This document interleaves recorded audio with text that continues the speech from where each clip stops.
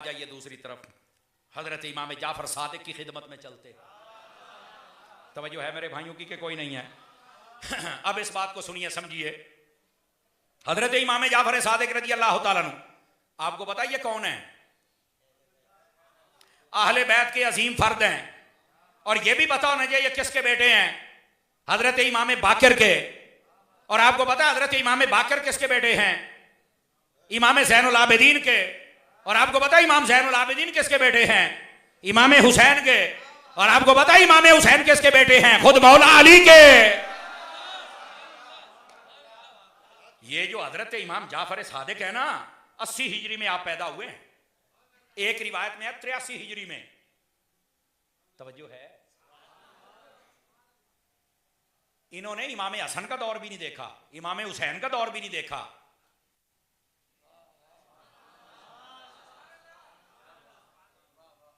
इमाम हसन गालिबन 49 हिजरी में आप पर्दा फरमा गए थे। सन 60 हिजरी के अंदर 61 की मुहर्रम थी तो हजरत इमाम हुसैन भी शहीद हो गए। ये उससे भी 20 साल बाद पैदा हुए हजरत इमाम जाफर सादिक। और बाज उलमा ने लिखा है ये हजरत इमाम जाफर सादिक और इमाम आजम ये एक ही साल पैदा हुए थे। इमाम आजम अबू हनीफा नोमान इब्ने साबित वो भी 80 हिजरी में पैदा हुए हैं। और इमाम इसके बावजूद हजरत इमाम आजम कहते हैं कि मैंने 2 साल इमाम जाफर सादिक से जो इल्म हासिल किया है ना, अगर वो 2 साल ना होते तो शायद मैं हलाक होता जा। मुझे जितना लंगर मिला है वो आले रसूल से ही तो मिला है। हालांकि हम असर हैं लेकिन आखिर अली का खून तो है ना।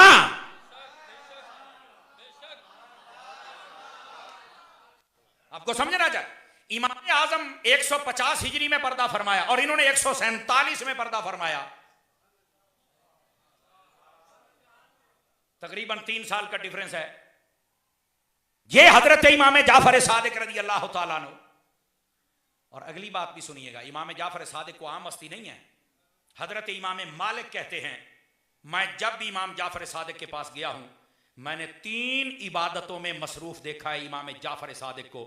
या रोजे से होते थे, या नमाज पढ़ रहे होते थे, या कुरान की तिलावत फरमा रहे होते थे। नंबर 3, फकी अबू अल्लाह समरकंदी रहमतुल्लाह तआला, कभी आपको पढ़ के देखें, आपने बड़ा कलाम किया। इमाम गजाली को बड़ा कलाम किया। लेकिन यहां पर अगर मैं सुफियान सौरी की बात ना करूं, हजरत सुफियान सौरी कहते हैं मैंने अपनी जिंदगी में बड़े बड़े कुरान के माहिर आलिम देखे, बड़े बड़े मुफस्सिर देखे। फरमाया मेरी नजर ने इमाम जाफर सादिक से बड़ा कुरान का मुफस्सिर देखा ही नहीं।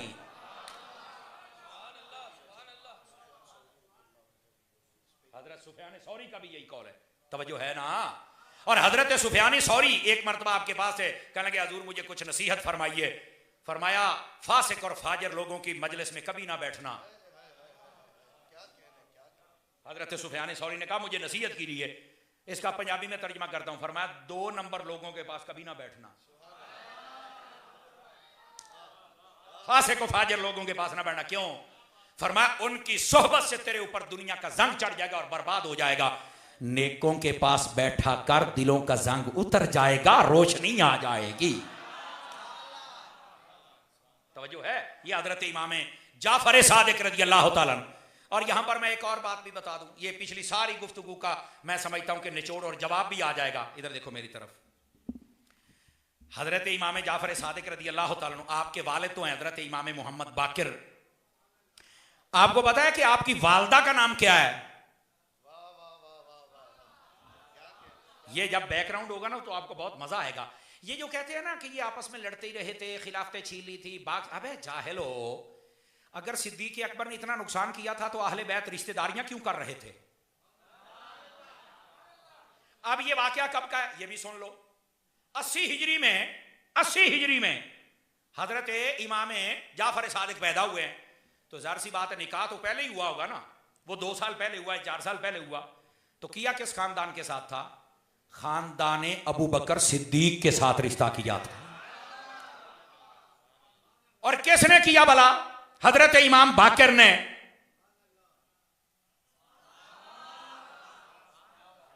और इमाम बाकर कौन? इमाम ज़ैनुल आबिदीन के बेटे हैं। इमाम ज़ैनुल आबिदीन और इमाम बाकर, इनको समझो।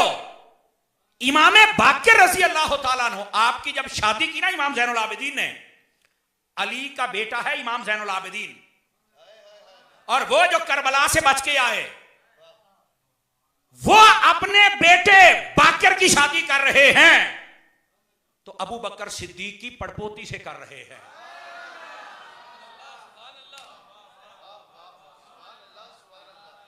तवज्जो है कि कोई नहीं है? हजरत कासिम की पोती थी, अबू बकर की पड़पोती थी, नाम है उम्मे फरवा। मामला करबला के बाद का है।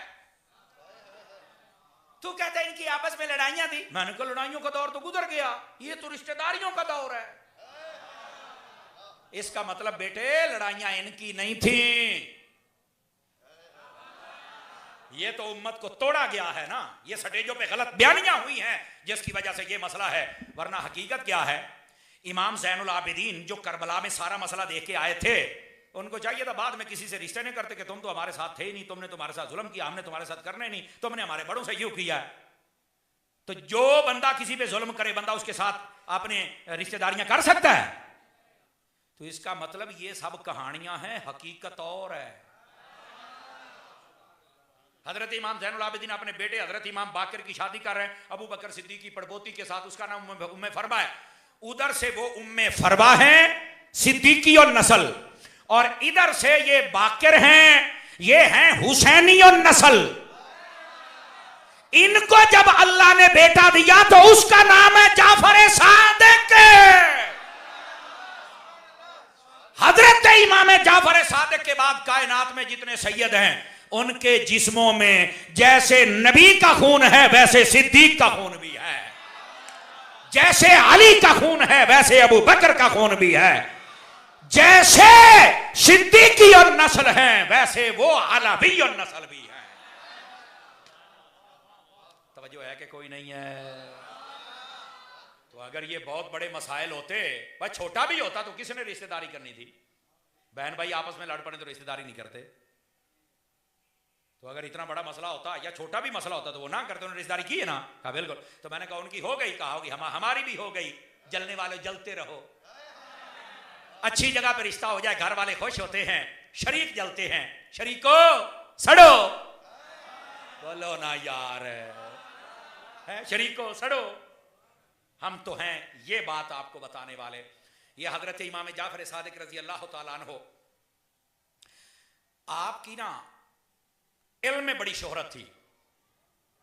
खलीफा मंसूर जो था ना, मंसूर, तवज्जो है जी सब हज़रात की, उसने अपने खादमों से कहा कि कल इमाम जाफर सादिक को मेरे पास लेके आना है। इमाम जाफर सादिक अपने हुजरे में रहते थे और लोग उनके पास बड़े जाते थे। बादशाह को बड़ी तकलीफ थी, मेरे पास नहीं आते, उधर जाते हैं। आजकल की भी बादशाहों को तकलीफ है, हमारी बात नहीं होती, उनकी बड़ी होती है। मैंने कहा बात होती उसकी है जो हुजूर की करता है। जो अपने लिए सारा कुछ करे वो जलील ही होता है, वो कभी बच सकता। लेकिन गौर से सुनिएगा, उसने ना अपने वजीर को कहा कि कल इमाम जाफर सादिक को बुला के मेरे पास लेके आना है, और जब ये आ जाए ना, इधर देखो, अपने जल्लाद को कहा तू गेट में खड़े हो जाना, मैं ऐसे करूंगा, ऐसे, जब मैं अपना ताज उतारू ना तू समझ जाना तूने तलवार मार के इमाम जाफर सादिक का सर तन से जुदा कर देना, कत्ल कर देना। उसने कहा ठीक हो गया। वजीर गया बुलाने के लिए हजरत इमाम जाफर सादिक को। हजरत इमाम जाफर सादिक ने कहा हमारे पास टाइम नहीं, इबादत में खलल होता है। उसने कहा बादशाह बुला रहा है। तो फरमाया मैं हर वक्त बादशाह की, यानी जो हकीकी बादशाह है उसी की इबादत में तो मसरूफ होता है। उसने कहा नहीं जी बादशाह बुला रहा है। आपने कहा ठीक है भाई, अगर ज्यादा ही मसला है, उसको ज्यादा तकलीफ हो रही है, खुजली हो रही है, तो चलो हम चलते हैं। तो जो है ना ज्यादा ही खुजली है तो हमें चलते हैं। आप तशरीफ लाए ना, इधर देखना। अब ये हजरत इमाम जाफर सादिक हैं, हुसैनी और नस्ल, अली के बच्चे, आले नबी, औलाद अली, सिद्दीक की खून भी है। जिसके जिस्म में सिद्दीकी और अली का खून इकट्ठा हो, ताकत देख कैसी है। आप जो ही दाखिल हुए ना, आपकी नजरें झुकी हुई थी, आपने यूं जब नजर उठाई, बादशाह उठ के खड़ा हो गया, कहता सारे खड़े हो जाए, इस्तेकबाल करो हजरत का। इमामा नहीं उतारा, वो तलवार वाला खड़ा है कि अब ये करेगा तो मैं कुछ करूंगा, वैसे ही खड़ा चुप करके मैं क्या करूंगा। अपनी जगह से साइड पे हट के बैठ गया, हजरत को अपनी जगह पे बिठाया। हजूर मेरे लायक को हुक्म। वो तलवार वाला देख रहा है, अबे ये पागल हो गया क्या, अब चरिया मुझे तो कुछ और कहता था, ये क्या कर रहा है। हजूर कोई हुक्म कोई आर्डर, आप नजर झुका के बैठे हैं। आपने यूं जो निगाह उठाई ना, जलाल ऐसा था, आपने फरमाया दोबारा मुझे कभी ना बुलाना, इबादत में खलल पैदा होता है, दोबारा मुझे कभी ना बुलाना, मकसद ही कोई नहीं, तेरा ऐसे ही बुला लिया है। कहता हजूर ठीक है आप जाएं। आपने फरमाया दोबारा ना बुलाना। कहता नहीं बुलाऊंगा। आप तशरीफ ले गए, जो ही आप पहुंचे ना तो वो तलवार वाला तलवार लेके आ गया। उसने कहा बे पागल, अबे चरिया तुझे किसने बादशाह बनाया, तुमसे बड़ा जाहिल कोई नहीं है, मुझे तुमने कुछ कहा, ड्रामे कुछ और करते हो, कैसे मुनाफिक हो। उसने कहा भैया मुझसे तो सुनना हुआ क्या है। मैंने कहा क्या हुआ। कह रहा मेरा इरादा यही था जब आएंगे तो मैं तलवार से काम तमाम करवा दूंगा। कह रहा जब वो आए तो निगाह उठाई ना तो उनके पीछे एक बहुत बड़ा सांप था जिसने मुंह खोला हुआ था, और उसने मुझे अपनी जबान से कहा, जिसको मैं समझ रहा था कि अगर इनको कुछ कहा तो तेरे दरबार समेत सबको खा जाऊंगा। क्यों। उसने कहा ये मुस्तफा की आल है, इनका अदब करना है तुमने।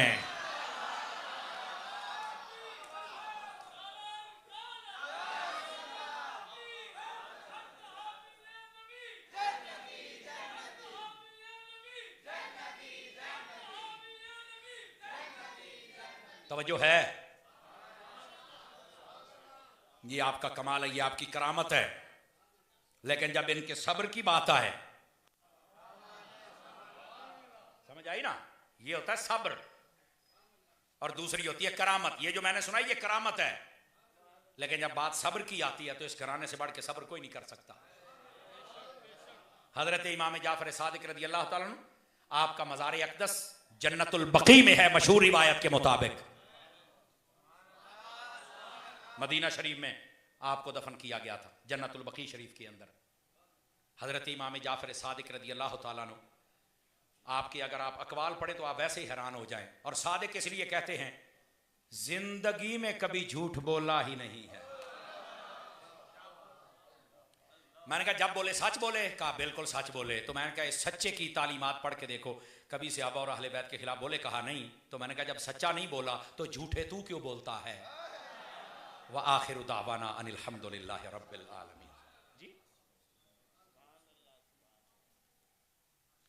या अल्लाह खैर। ये हजरत की इजाज़त से कहते हैं जी दावत इस्लामी के तहत इंशाअल्लाह 3 दिन के मदनी काफ़िले सफ़र करेंगे। बिल्कुल आपको करना चाहिए। जुमा हफ्ता एतवार 26, 27, 28 दिसंबर, ठीक है। आप ज़रूर सफ़र कीजिए। दावत इस्लामी आपकी अपनी तंजीम है और आपकी मोहब्बतें हैं। मज़ीद भी करोगे। जिन्होंने हाथ नहीं उठाया तुम क्या करोगे। मोहब्बत किया करो दावत इस्लामी से। आप देख लें कितने फितनों का दौर है। आपको एक ही दरख्त नज़र आ रहा है जो अभी सलामत खड़ा